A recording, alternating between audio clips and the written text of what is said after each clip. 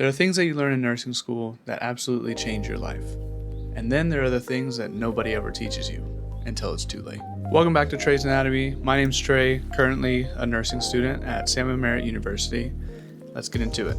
This video is for every pre-nursing student, every current nursing student that's just fighting for their lives in clinicals right now, and really just for anybody that really wants to know what it is to be a real nurse. You've studied for exams, you've memorized every lab value, but nothing, and I truly mean nothing, can prepare you for some of the things that I've seen. So let's talk about what they don't teach you in class, so that way you can learn to survive from it. Go ahead and smash that like button if nursing school has ever hit you the hard way.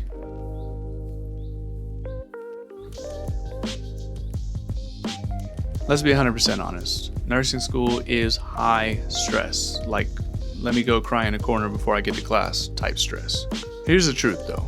Stress, it's not optional, but how you manage it is super important.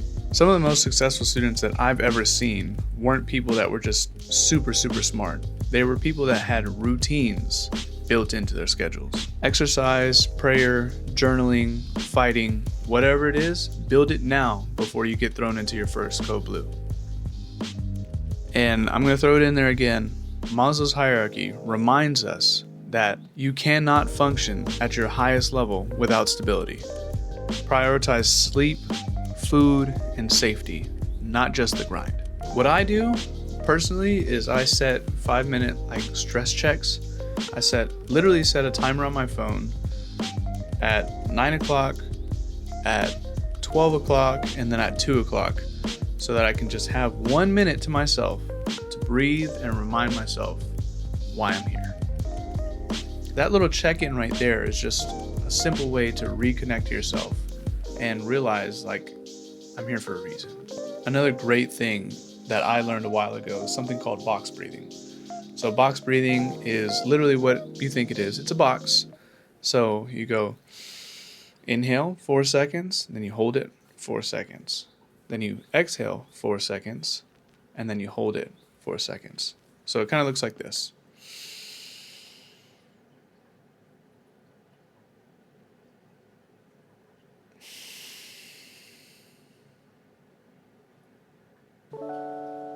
Super simple. Another super important thing, if your school has therapy for free, take advantage of it. And also, don't isolate yourself. You're not a lone wolf. You should find a group or somebody that's around you that is also struggling. Trauma bonding is one of those things.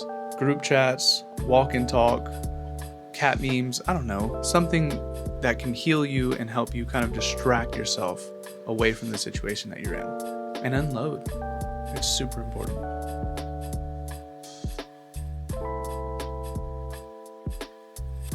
Here's another thing nursing school won't get you ready for. Sometimes you'll do everything right.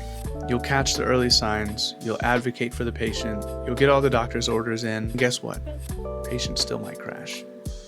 It's devastating, it really is. And you can't take it personally. You are not God. You're a nurse. The best ones that I know, they process, they debrief, and then they get right back to work. And sometimes, if it's something that really touches you, you can take a time out and talk to your charge nurse and let them know that you need some time.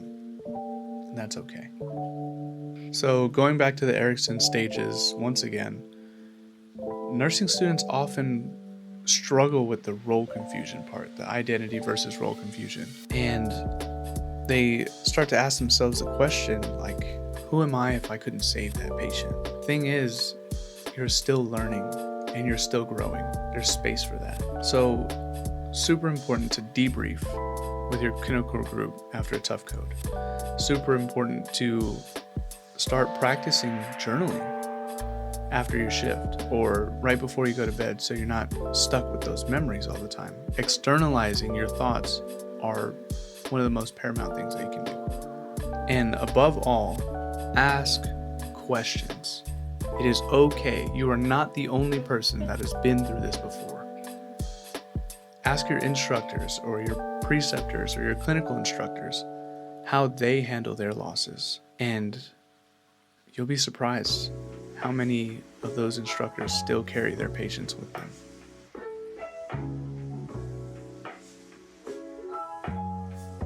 So here's another thing that nursing school doesn't really touch on that much, is psychiatry is not just a specialty. Psych patients are found everywhere on the hospital floor, and I'm so glad that my first clinical was at a psych hospital. So the first thing that I was able to learn was speaking to patients and de-escalating situations. So if you don't know how to ground a patient or de-escalate a situation, you will suffer in the end. Thick skin and sharp communication can save lives. And most importantly, it can save you from burnout. That's a whole nother topic, and we're not there yet. My first ever psych patient was a man with severe psychosis and schizophrenia. And he was admitted on a 5150 because he was screaming at the top of his lungs at an animal shelter and threatening them that if he didn't have a cat, then he was going to kill everybody. He was talking about Naruto, and he had a couple other things going on. But when I met him, he was already screaming at the top of his lungs, walking up and down the unit, disturbing the unit. He said that when I went up and talked to him, he said that he was praying and he was trying to get everybody to come to the side of Jesus because he was Jesus Christ. And 5 minutes later, he was Gandhi. And 10 minutes later, he was Buddha. And 20 minutes later, he was Muhammad.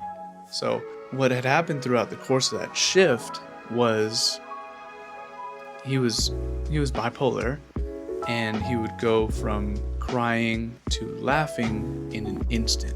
I learned how to de-escalate a situation that day. So he was starting to become more combative. He was starting to chase after other patients and fight with them. And I walked up to him and I said, "Hey, what are you doing right now?" And he said, "I'm trying to get them to know Jesus." I said, "The best way to let everybody know about Jesus is to pray about it." So he started praying up and down the halls, and I said, "Hey, you can pray on the inside." He said, "I can pray on the inside?" I said, "Absolutely, you can pray on the inside." And the change that he had, not only was it good that everybody didn't have to yell or didn't have to hear him screaming throughout the unit, but he had a different sense of calm about him, knowing that he didn't have to work so hard. It was just more peaceful, I guess. It's a very interesting patient, and I will never forget him for as long as I live. Here's a really, really good cut and paste one that you can use anytime that a patient is acting out or feel like they're unheard or getting really angry. You can say, "I hear you, but I need you to stay calm so that I can help you." Something along those lines. Using grounding techniques like handing them water or asking them if they can, "How about the TV? Can I turn the TV on for you?" Or "Can I turn on some nice nature sounds?" All of these things sound so dumb and simple, but they ground the patient. They let them, sit back for a second and see what they're doing themselves. And ultimately, that's healing as well.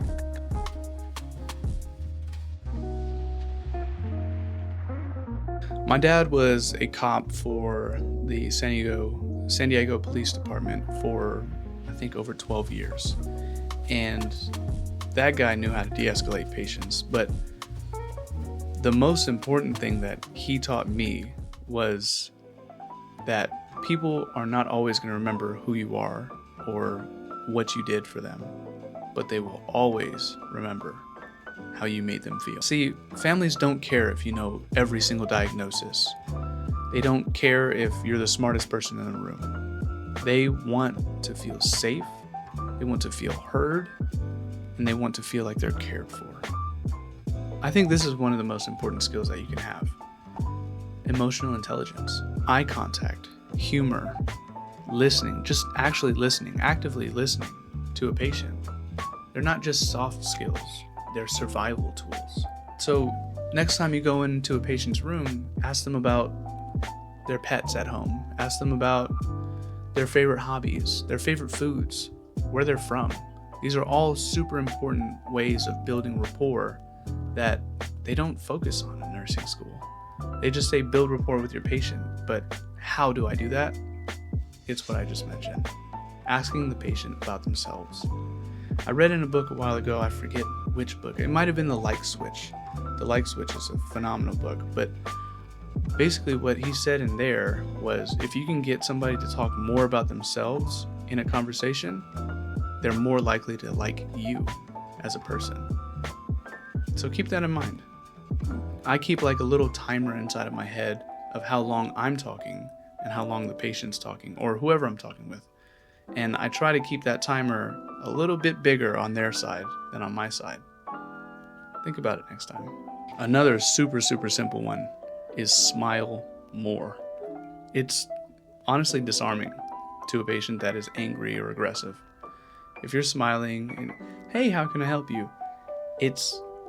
How are you going to be angry at somebody that's smiling at you? With real, genuine smile. I'm not talking about that RBF kind of smile either. Like a real, genuine smile.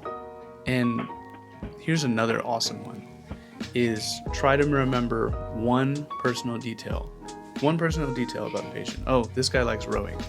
Or this guy used to swim at this place back in the day. And remember your patient's name. The patient's name is music to their ears. So if you can remember one personal detail and their name, they're going to love you forever. And it's just as simple as that.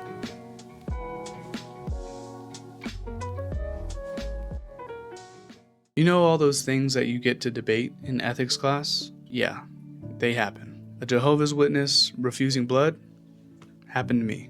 The patient was near death and crying and pleading the patient to take blood, and they wouldn't do it. So this was one of my first patients ever in med-surg clinicals, and she was a Spanish-speaking, blind, paraplegic woman that could only eat through a G-tube. And honestly, she was pretty young, but she told me that she had lived a pretty good life and she has grandkids to look forward for, but she was religious. But when the doctors came up to her and told her that her hemoglobin was falling below 8, which it's supposed to be above 12, she just told them that I won't take it. And no matter how much education that we tried, I tried speaking to her on the side in Spanish because she was Spanish speaking, and she just said no. But the thing is her choice is her choice. And being a good nurse, I respect that. And I will advocate for it too. So if the doctor says, oh, we're gonna order blood right now, I'm going to tell them, no, that was not what she said. She explicitly said that she does not want to take blood. And even though it hurt me inside, that was one of the most human interactions that I've ever had. Ethical principles like autonomy, beneficence, and non-maleficence aren't just test answers. They're real life. So learn how to read your advance directives. If something ever feels ethically off, go up to your preceptor and ask her or him how they would handle it. If they can't come to a conclusion, every hospital has an ethics board. Get in contact with them. And if you've ever witnessed a moment in healthcare that has completely changed you, drop a comment below. Let's talk about it. I want to know.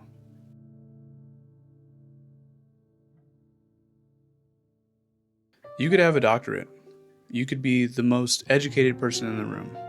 But the day that you refuse to clean a patient or clean up a room is the day that you forgot why you're here. You see, what they don't tell you in class is compassion is not a checklist.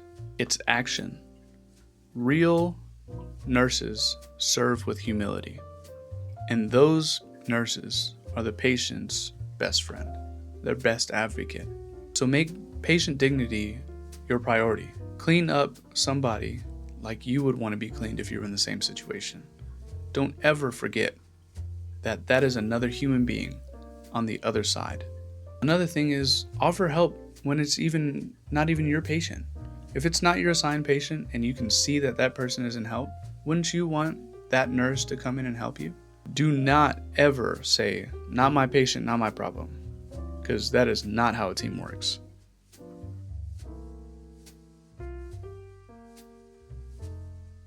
Care plans, diagnoses, pharmacology, pathophysiology, it doesn't stop. Just because you finish nursing school does not mean that you're done learning. Every single late night that you make, every single new research that you add to your evidence-based practice, it builds muscle, it builds confidence, and it just makes you a better person, a better nurse overall. In the demanding world of nursing education, the curriculum is dense, packed with critical subjects that form the bedrock of patient care. And these just aren't academic pieces either. They represent vast bodies of knowledge that students must master. And the journey through nursing school ultimately isn't just getting an education. We're literally changing the way that you think while you're at a hospital, or just in general. It makes you think at a higher level, being able to take A with B and C with D and be able to synthesize all of that information that's stored up in your brain to the best thing to do in that scenario. And that doesn't happen overnight. And the thing is, the field never stops evolving. And you shouldn't either. Take the time to read more research. Take the time to listen to the nursing news. Take the time. Make yourself better. Your patients will thank you for it. If you found one tip here that makes you feel ready, go ahead and subscribe. It really means a lot. Share it with your cohort, share it with your family, share it with another nurse that you work with. Don't forget, we're all in this together. They don't teach you everything in class, but if you're open to learning more from your patients, from your mistakes, from your peers, then you'll be more than a nurse. You'll be a healer. Let's grow together. Love y'all. Peace.